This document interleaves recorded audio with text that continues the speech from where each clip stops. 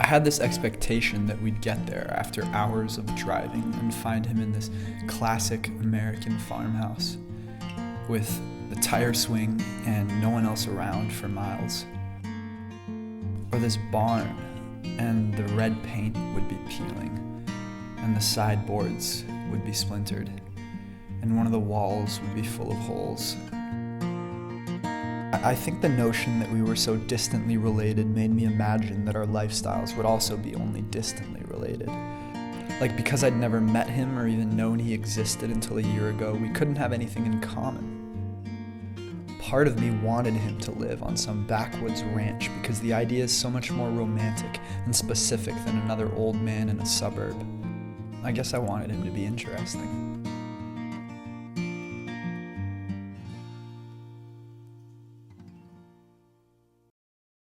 My cousin Kelly was the one who found out about him.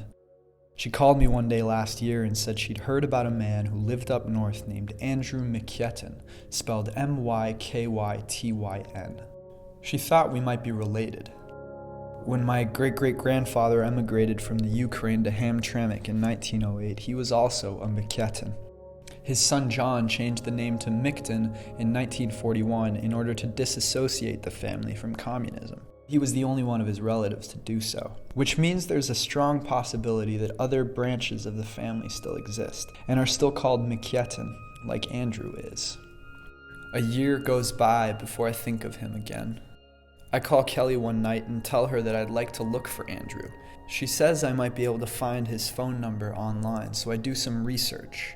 But all I come up with is the phone number for a woman named Helen Mikton, who I think might be his wife. So I call her.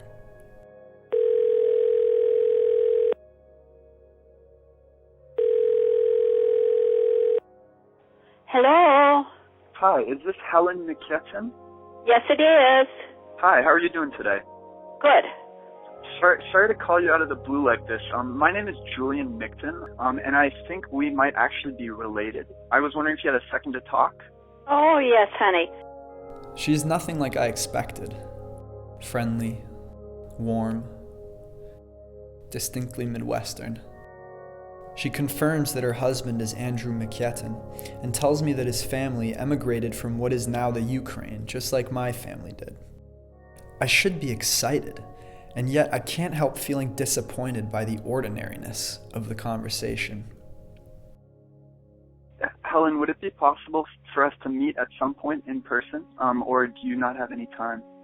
Oh, yes, I have lots of time, lovey, and you're most welcome to come here and visit with me. My expectations change.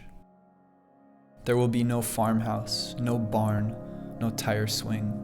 We will arrive at a house that looks like every other on its street, and in the comfort of a middle-class living room, Andrew and Helen will sit with me. Maybe, I think, he will tell me about family weddings and people I have only heard about in passing, about relatives I did not know I had, and lifestyles that have mostly been forgotten. My hopes rise. I realize that even if Andrew doesn't conform to my expectations, he will still be family. Wherever he lives and whoever he is, I am excited to meet him. I call Helen back to ask what day and time works best for her and Andrew, and that's when she tells me. Andy, passed away in May. I don't know what to say. I ask if I can still come see her, and she tells me yes on Thursday, and I'm left again with different expectations. Of a woman who wakes up early and alone, who only leaves the house to check the mail or to feed the birds. I feel guilty, so I call her back, and she tells me about Andrew. The boys that were in the house had to hit the rails and live like tramps. At the age of 15, he went to work in the gold mines, and he got a job in the bank. When it is an active Navy church mission boat, insurance. Going to be a spy, an engineer, church mission gold boat, mine, tramp, church spy, insurance, Navy, bang, an engineer, tramps. Even though I'll never meet him, hearing about Andrew's life makes me feel like I know him at least partially. Like he is another figure from a history that surrounds me, both far and near.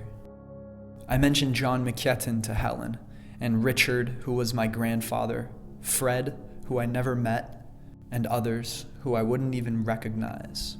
She listens to me silently, and then she pauses.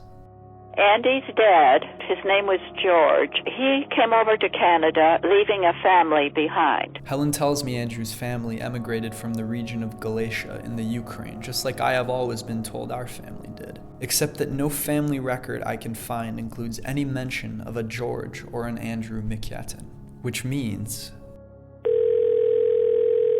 Hey, Kelly, how are you? Good, how are you? Good, I'm good. So listen, I called Helen back today. I don't think they're related to us. They I guess Andrew's father, his name was Mikton, but he came from the Ukraine and he emigrated straight to Canada. I'm disappointed. It almost feels futile to continue trying, but for some reason I feel determined to call Helen back. I ask if it's still okay for us to come visit her on Thursday. Even though we're not related, I would love to meet her and have her be part of the documentation. It's a lot to ask, but would it still be possible for me to come and see you tomorrow? I think I would prefer that you not come by, dear. I wish you well. Be very proud, darling.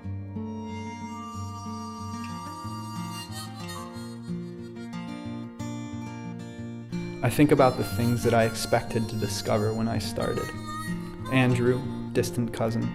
Andrew, in a barn. Andrew, lost in time. The disappointment feels repetitive, familiar. Nothing I imagined happened the way that I imagined it. Most things that I thought would happen didn't even happen in the first place because of factors I could not control. So what is it I'm left with? Maybe nothing. Maybe a dead end is a sign to turn around.